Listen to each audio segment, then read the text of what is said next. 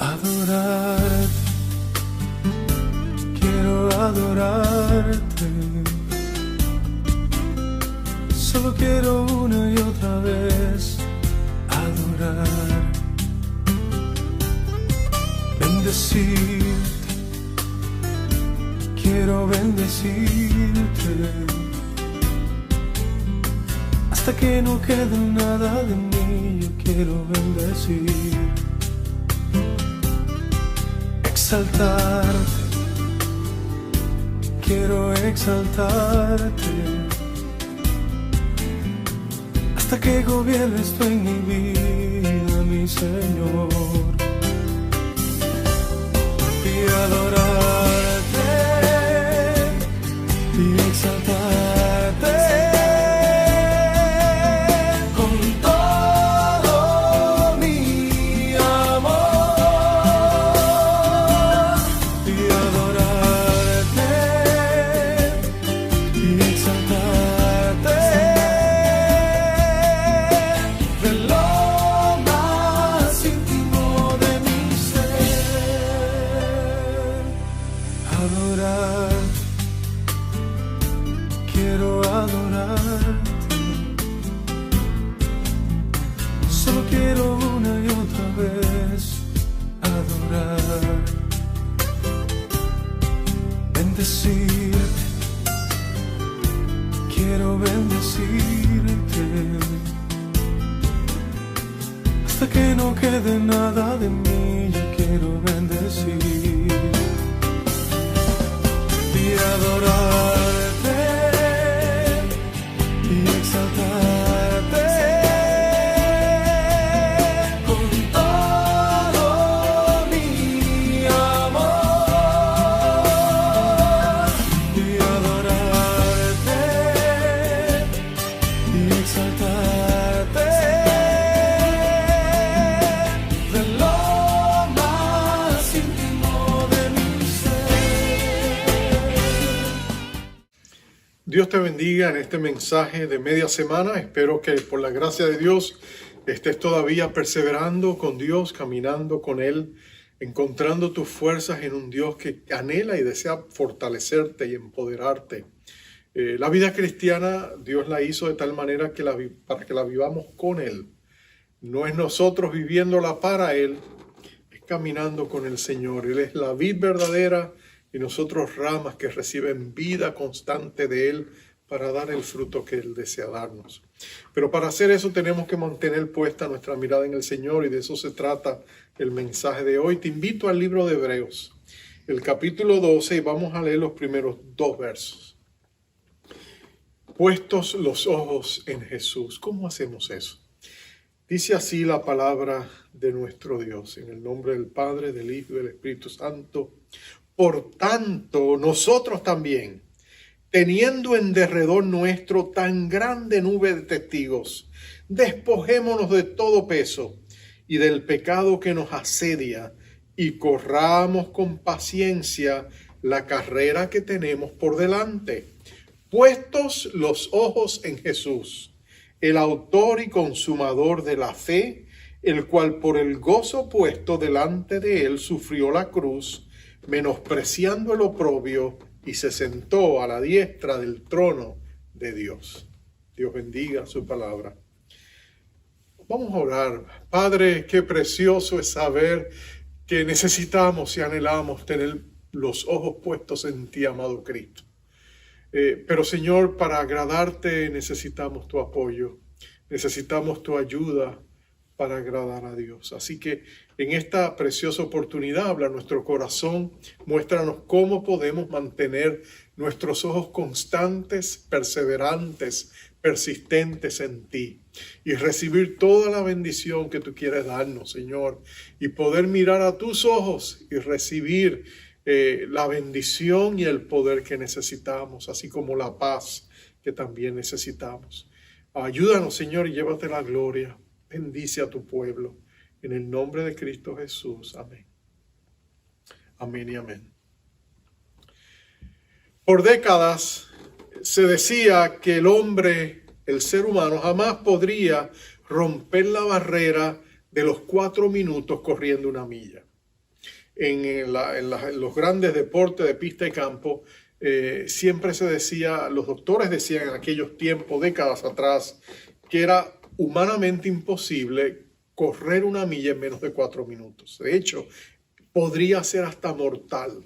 Ellos decían que aquellos que se acercaban demasiado corrían el riesgo de morir. Sus corazones no lo podrían soportar.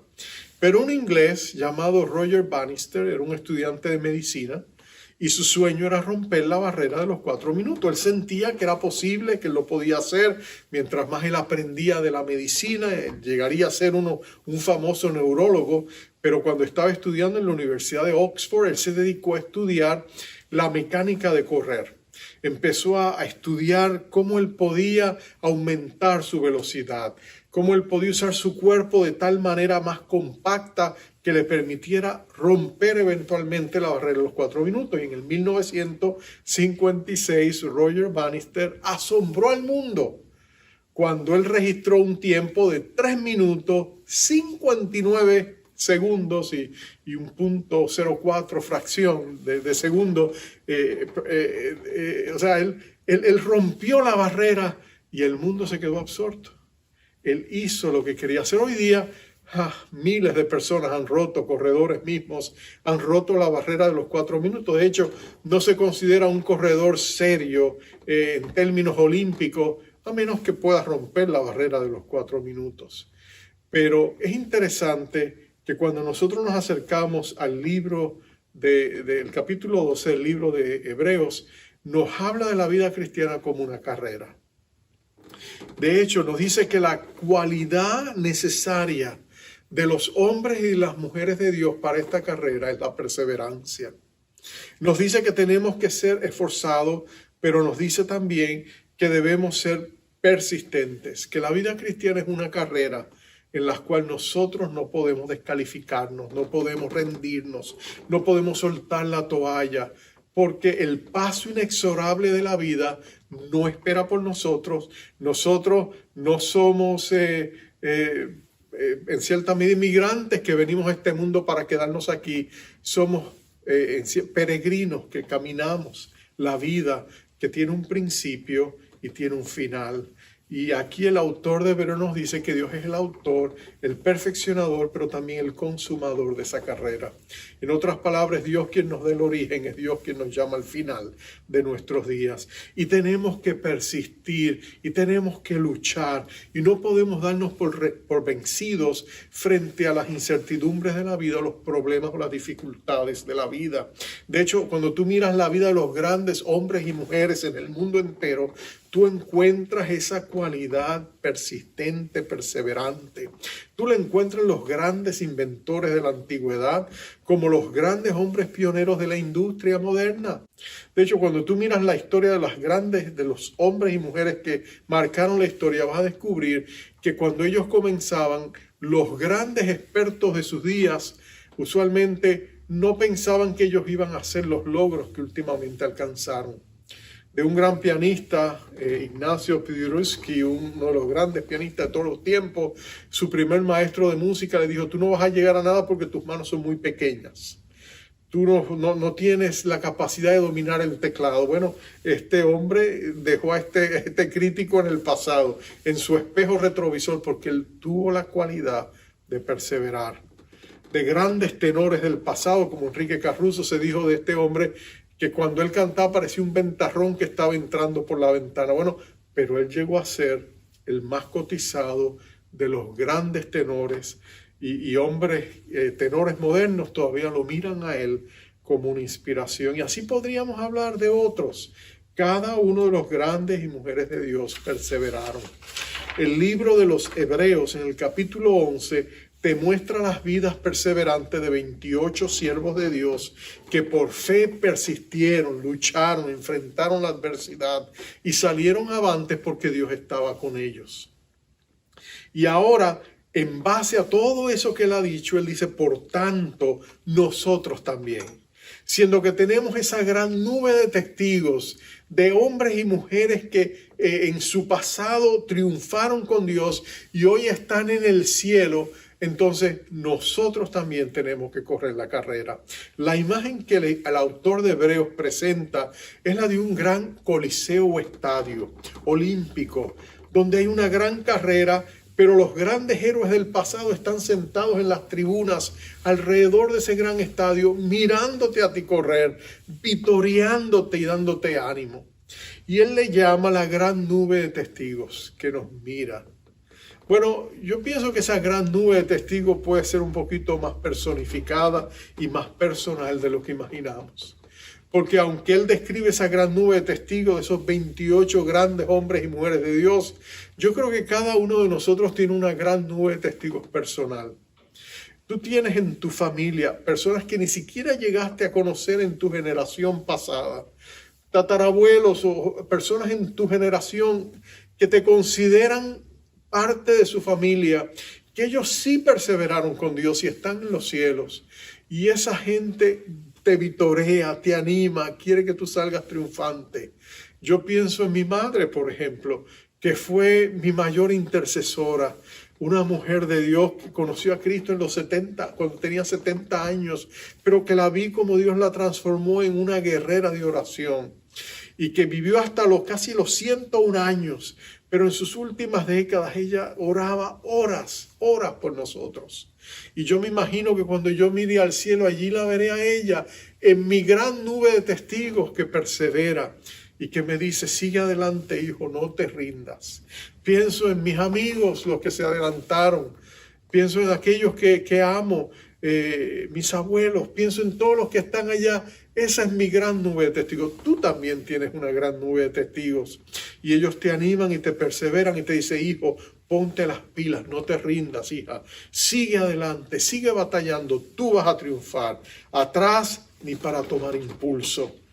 Porque Pablo nos dice que esa carrera nuestra debe ser nuestra prioridad. En otras palabras, después que tú conoces a Cristo y llegas a conocer su salvación, la vida cristiana se trata de eso, de caminar con Dios, de perseverar con Dios, de no rendirte, de seguir adelante. Y Pablo resume la clave de esa perseverancia en una frase. Él dice, para tú lograrlo, para tú perseverar, tienes que mantener los ojos puestos en la meta. Grandes corredores del pasado perdieron importantes carreras, aún los más famosos, porque por un momento, por un instante, quitaron la mirada de la meta. Y él dice, no, puestos los ojos en la meta. ¿Y quién es esa meta? La meta es Jesús. Y él dice, puestos los ojos en Jesús. Jesús que es nuestro camino. Puestos los ojos en Jesús. Jesús que es nuestro gran y supremo llamamiento. Puestos los ojos en Jesús. Jesús que es nuestra meta y nuestro gran galardón. Puestos los ojos en Jesús. Tienes que poner los ojos en Jesús. Pero lo interesante de esa expresión, poner los ojos en Jesús, hay dos cosas sobresalientes del idioma griego en que he escrito las palabras que se usan. La primera es que da la impresión de que poner los ojos en Jesús es literalmente poner toda la atención en Él. En otras palabras, la palabra es fuerte, es como clavar los ojos en Jesús, es fijar los ojos en Jesús, dicen otras versiones. En otras palabras, tienes que mirar a Jesús y mantener la mirada puesta en Él. No puedes dar lugar a distracciones. De hecho, en tu carrera, Él comienza diciendo, quítate todo peso que te sirve de tropiezo. Todo lo que te impida mantener puesta la mirada en Jesús. Todo estorbo, toda distracción, por todo a un lado, pero mantén tu mirada puesta en Jesús. Esa es la clave. Pero también en la misma palabra griega que se utiliza para hablar de fijar los ojos en Jesús, da la impresión de que para poderlo hacer, tienes que quitar los ojos de otra cosa. En otras palabras, solo podemos poner los ojos en Jesús si quitamos nuestra mirada de otras cosas. ¿Cuáles son las cosas de las cuales tenemos que quitar nuestra mirada? Yo te voy a sugerir varias. Voy a hacerlo direccional porque estamos moviéndonos adelante con la mirada puesta en Jesús. Entonces, ¿de qué tenemos que quitar nuestra mirada? Bueno, yo te sugiero que primero tienes que quitar tu mirada de mirar atrás. Quita tu mirada de tu pasado. Quita tu mirada de tus errores pasados. Quita tu mirada de todo aquello que está detrás de ti y que no puedes cambiar. No permitas que el pasado se convierta en tu verdugo. No permitas que Satanás use tu pasado para molerte a golpes, con pecados que cometiste, errores que cometiste y sobre los cuales ya no tienes control.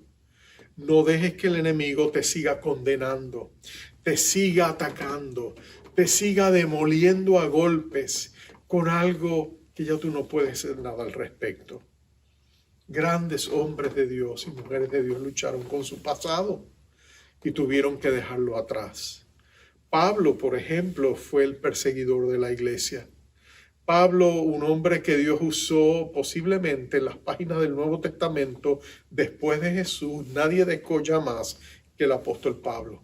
Más que Pedro, más que los demás discípulos, todos hicieron grandes obras, pero las labores de Pablo son realmente sobresalientes. Pablo es usado por Dios. De hecho, hoy leemos 2/3 partes del Nuevo Testamento, son escritas por Pablo. Pablo fue un hombre que sufrió muchísimo, pero Dios lo exaltó. Pero era el pasado de Pablo lo que a Pablo le dolía llevar. Porque Pablo fue un perseguidor de la iglesia y él lo dice constantemente. Soy el menor de los apóstoles porque yo perseguí a la iglesia, dice en una ocasión.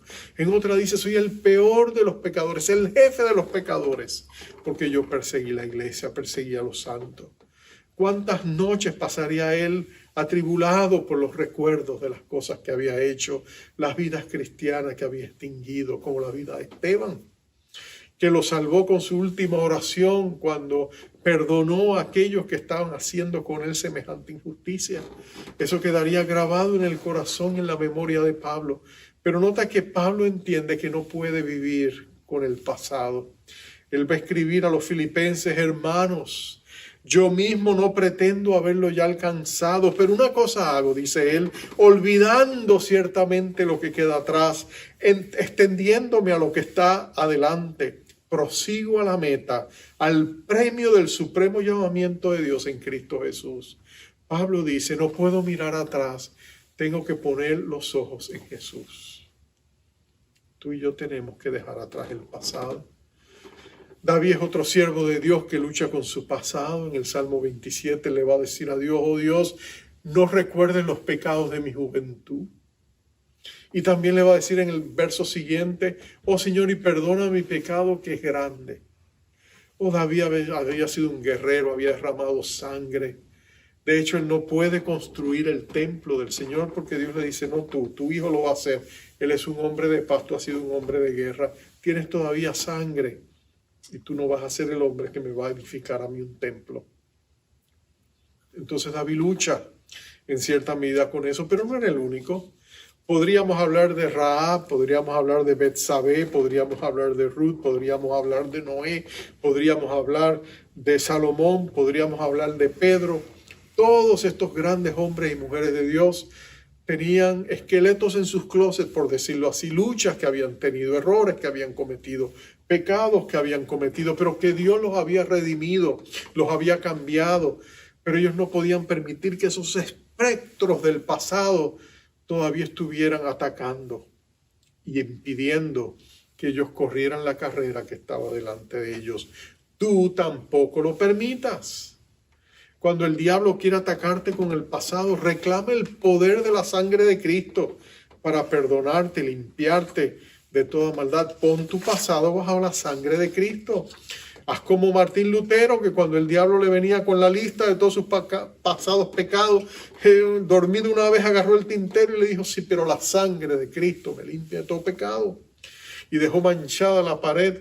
Catarina, su esposa, casi lo demuele, pero el ciento es esto, tú tienes que recibir la gracia, declarar por fe que la sangre de Cristo es poderosa, que una gota de esa sangre es más poderosa que todo el reino de las tinieblas.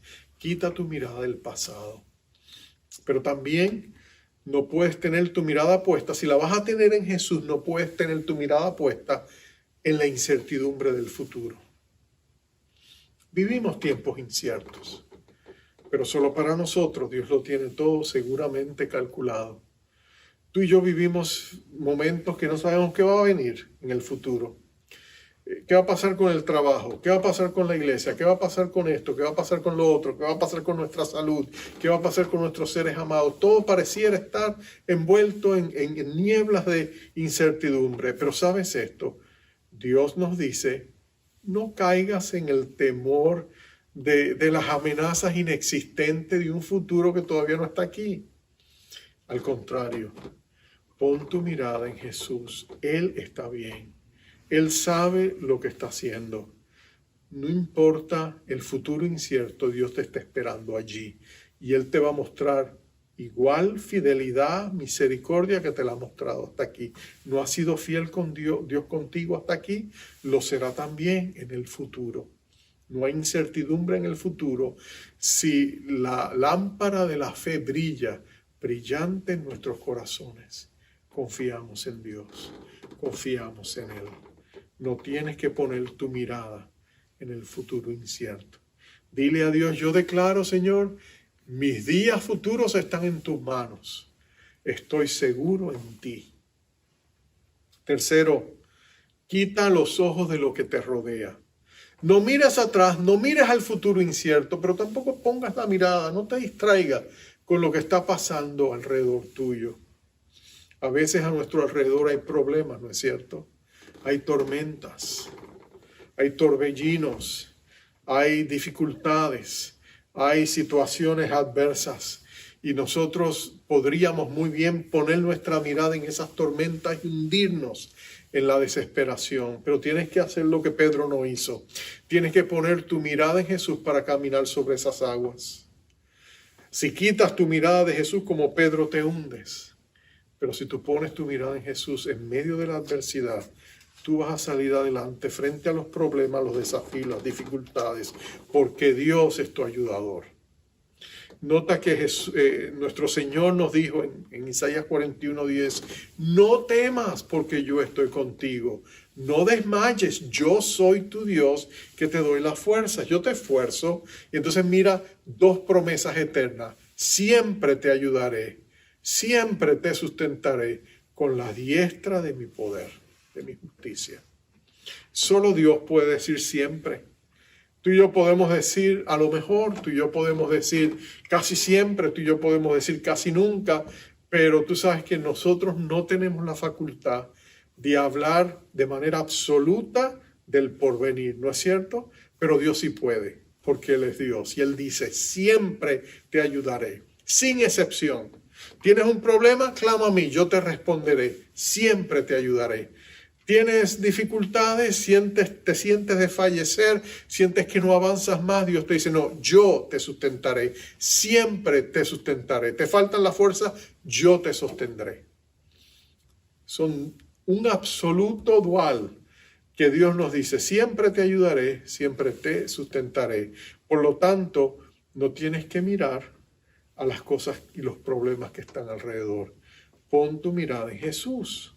Él es el buen pastor de las ovejas. Él es nuestro buen pastor. El bien y la misericordia nos siguen donde quiera que vamos. Aun si nos vamos por el camino equivocado, el bien y la misericordia de Dios nos persiguen, nos agarran y nos vuelven a poner en el camino. Porque Dios es bueno, porque Dios es fiel. Él es el buen pastor. Confía en su amor. Haz lo que las ovejas hacen. Tú no ves una conferencia de ovejas que están decidiendo cómo van a encontrar aguas o cómo van a proveer alimento o van a hacer una campaña de protección, montar una especie de grupo de vigilancia para protegerse de los depredadores. No hacen nada de eso. ¿Por qué? Porque el pastor hace todo eso por ellas. Ellas confían en su pastor. Tú pon la mirada en Jesús, Él te va a guiar, Él te va a proveer, Él te va a decir lo que tienes que hacer, te va a dar dirección, te va a dar guianza. Pon tu mirada en el Señor. No pongas tu mirada en los problemas que están alrededor tuyo. Declara tu fe, dale voz a tu fe en esos momentos de adversidad. David lo hacía todo el tiempo. Jehová es mi luz y mi salvación, ¿a qué temeré? Jehová es la fortaleza de mi vida, ¿de quién he de atemorizarme? Esto sé que Dios está por mí. En el día que temo, yo en ti confío. Esas son las palabras de David. Tú eres mi amparo, mi fortaleza, mi pronto auxilio en la tribulación. Tú eres mi luz y mi salvación, la fortaleza de mi vida. Todas esas promesas son dadas por David porque él sabía que su mirada tenía que estar puesta en Dios. A veces lo que está alrededor nuestro no son problemas, son gente, ¿no es cierto? Tenía una compañera en la Universidad Noruega que su tío noruego tenía un dicho y le decía, yo no tengo problemas, yo tengo gente.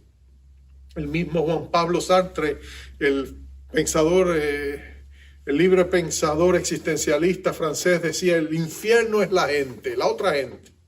Él sabía que a veces los problemas más agudos que enfrentamos es con la gente que está alrededor nuestro. Pero mira esto, no pongas tu mirada en la gente. Si tú pones la mirada en la gente, te amargas, te desesperas, te infunde, te intimidas. Si tú pones la mirada en la gente, pierdes la visión de quién es Dios y lo que está haciendo en ti. Tú tienes que no poner la mirada en la gente. No, pero es que la gente, temo que la gente no apruebe de mí, temo que la gente no se agrade de mí, temo que la gente no me haga sentir bien. Bueno, si pones tu mirada en la gente, no vas a poder servir a Dios. Porque esto es lo que pasa. Cuando tú pones tu mirada en Dios y Dios empieza a obrar en ti, Dios te lleva del techo de tus limitaciones al primer piso y segundo piso y tercer piso de la omnipotencia de Dios. En otras palabras, como David, tú no tienes límites porque Dios hace lo imposible a través de ti. Y la gente mira eso, gente que es mucho más competente que tú, iba a decir, pero ¿cómo es eso? Mira, ¿quién es este? ¿Cómo es posible que este muchachito sea demoledor de gigantes? ¿Cómo es posible que eso es lo que Dios usó para hacer estas grandes proezas? Y eso es lo que causa envidia y celos. Y la gente dice, pero si yo puedo más, yo soy más competente. Porque ellos no entienden el quehacer de Dios en la vida de gente que se humilla delante de Él. Pero tú no mires a la gente, porque cuando tú miras a la gente y quieres agradarle, entonces tú tienes que entrar en el mundo de encajar en su visión de mundo, que quizás no es la visión de mundo que Dios tiene para ti. Pero tú tienes que quitar la mirada de la gente y poner los ojos en Jesús. Y decirle, bueno, Señor, quizás no me comprenden, pero yo confío en ti. Y Señor, quizás me envidian, yo los perdono, pero yo pongo mi mirada en ti. Señor, quizás me antagonizan, pero sabes que yo pongo mi mirada en ti. Porque, Señor, ¿a quién más puedo ir sino a ti?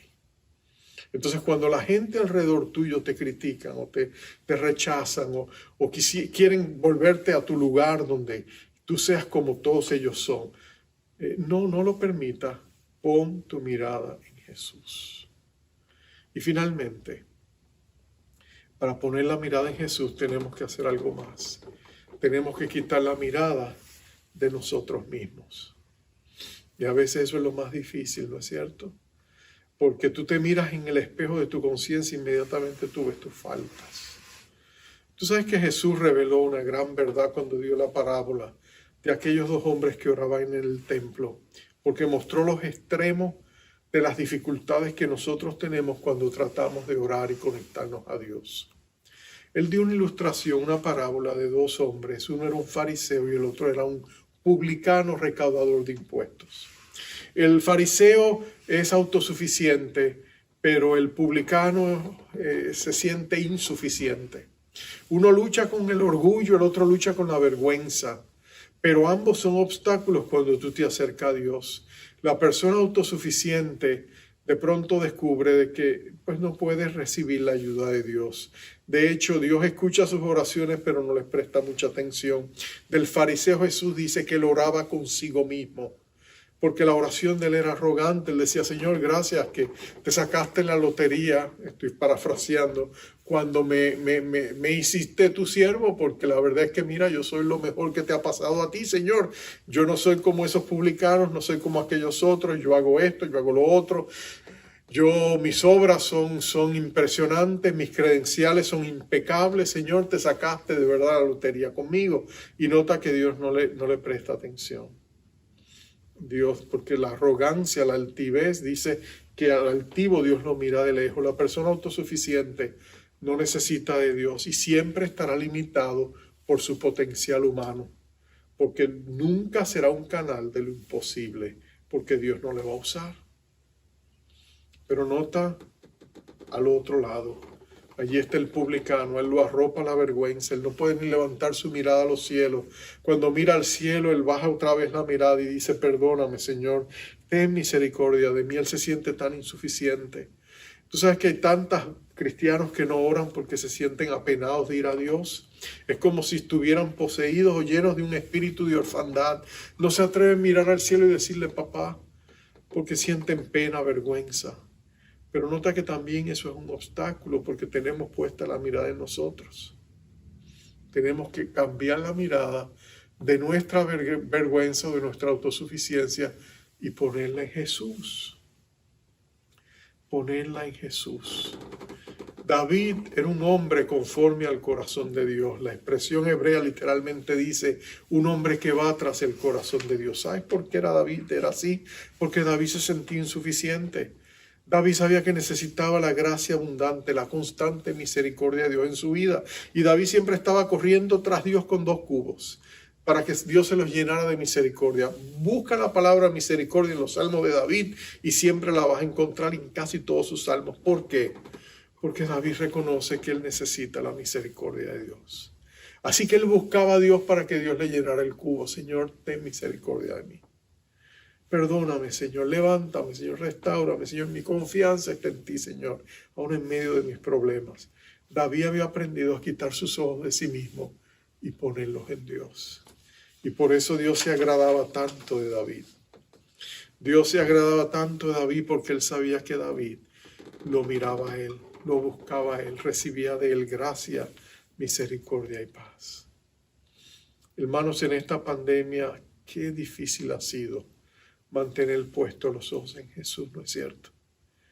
Miramos lo que está alrededor nuestro, miramos el sufrimiento de otros, miramos las luchas que hay, miramos el futuro incierto, miramos un pasado que nos sigue persiguiendo, errores y cosas del pasado, o nos miramos a nosotros mismos en el espejo de nuestra conciencia y vemos nuestras faltas y lo que nos falta todavía para ser como Jesús. Pero ¿sabes qué? Cuando tú mantienes tu mirada en Jesús, 2 cosas pasan. Segundo, en ese espejo eres transformado, mirando a cara descubierta como en un espejo la gloria del Señor. Somos transformados de gloria en gloria por el Espíritu del Señor. Mirando a Jesús nos parecemos a Él. Somos cambiados y transformados. Pasando tiempo con Jesús, realmente es que Dios nos hace que nos parezcamos a Él. Y lo otro es, cuando tú miras y pones los ojos en Jesús, Él cruza su mirada contigo. Y cuando tú miras en los ojos de Jesús, tú recibes gracia, misericordia y paz. Tú recibes su amor. Y cuando tú pruebas ese amor, tú lo quieres recibir. Y lo quieres seguir recibiendo a baldes, como olas que constantemente vengan sobre ti. Pablo decía que su mayor deseo era conocer a Cristo, el poder de su resurrección. Pero a los efesios también les dice, y tener el conocimiento de Cristo. Yo quiero seguir conociendo a Cristo, el conocimiento de Cristo que excede todo otro conocimiento y conocer la anchura, la longitud y la profundidad de su amor. Para él conocer a Cristo era conocer su amor y conocer el amor de Cristo que excede todo conocimiento. Ese amor precioso y maravilloso que es más profundo que lo que tú y yo pudiéramos imaginar, cualquier océano. Ese amor es lo que tú y yo necesitamos. Y cuando tú y yo miramos a Jesús, ahí es donde nosotros entendemos que de tal manera Jesús nos amó, que fue a la cruz, menospreciando el oprobio y la vergüenza de aquella muerte cruenta, para sentarse a la diestra del Padre. Y lo hizo todo por ese gran amor que te tiene. Y cuando tú pones tus ojos en Jesús, tú recibes ese amor.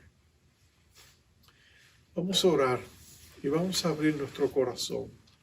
Y vamos a pedirle a Dios que al poner nuestra mirada en Él, su amor nos sustente y nos sostenga y podamos perseverar.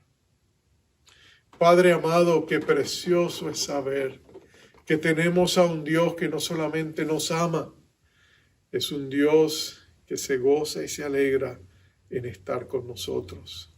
Tú dijiste, Señor Jesús, y prometiste: si vosotros guardáis mis mandamientos, mi Padre os amará, y vendremos, dijiste tú, y haremos nuestra morada con Él o con ella. Y Señor, estamos aquí en ese lugar donde anhelamos poner nuestra mirada en ti y correr la buena carrera que tú has puesto delante de nosotros. En el poder de tu Espíritu, Señor, te necesitamos. Ayúdanos a mantener puesta la mirada en Jesús, no mirando atrás, no mirando a los lados, no mirando al frente, ni siquiera ese futuro incierto que está delante de nosotros, ni siquiera mirándonos a nosotros mismos o a otros, mirándote a ti, Señor. Y lo más precioso de todo, Señor, es que cuando te pedimos tu ayuda para mantener puesta en ti la mirada, tú nos das la persistencia, la perseverancia, tú nos das el dominio propio, tú nos das la mansedumbre para persistir y luchar hasta prevalecer. Como Jacob prevaleció contigo allí en Peniel, queremos nosotros prevalecer con la mirada puesta en Jesús, el autor y consumador de nuestra fe. Ayúdanos, Señor, en esta preciosa oportunidad. Dejamos atrás las cosas del pasado, dejamos atrás el futuro incierto, dejamos a un lado las cosas, las cargas que llevamos, los problemas y las dificultades. Las ponemos en tus manos. La gente que nos amarga, las ponemos en tus manos. Aún nosotros mismos nos ponemos en tus manos, pero nuestra mirada es tuya. La ponemos en ti, en Cristo Jesús, el autor y consumador de nuestra fe. Gracias, Señor. En Cristo Jesús. Amén. Amén, amén. Y al enviarte con esta bendición acostumbrada, quisiera hacerte notar algo diferente. Esta bendición habla de que cuando tú miras a Dios, Dios te mira a ti. Su rostro resplandece en una sonrisa cuando se fija en ti. Él derrama sobre ti su misericordia con agrado porque te mira a ti. Y Él te da su paz, su benevolencia, su bienestar. No solamente la ausencia del conflicto, pero la bendición plena y el favor divino, porque su mirada está puesta en ti. Así que vamos a recibirla. Jehová te bendiga y te guarde. Jehová haga resplandecer su rostro sobre ti y tenga de ti misericordia. Jehová alce sobre ti su rostro y ponga en ti paz. Dios te bendiga. Pondré mi vista tan solo en Cristo, oyendo siempre su tierna voz. Ha prometido darme victoria, hoy en su nombre soy vencedor. Pondré mi vista en el confiado, aunque sea ruda la tempestad. Si en él confío, tendré victoria, pues su palabra no fallará. Mirando a Jesús, siempre gozo del perdón. Mirando a Jesús, siento el fuego de su amor. Mirando a Jesús, tendré paz y santidad. Venceré si miro a Jesús. Mirando a Jesús, siempre gozo del perdón. Mirando a Jesús, siento el fuego de su amor. Mirando a Jesús, tendré paz y santidad. Venceré si miro a Jesús. Cuando a mi lado reinen temores o esté rodeado de tentación, pondré mis cargas en Jesucristo, pues su victoria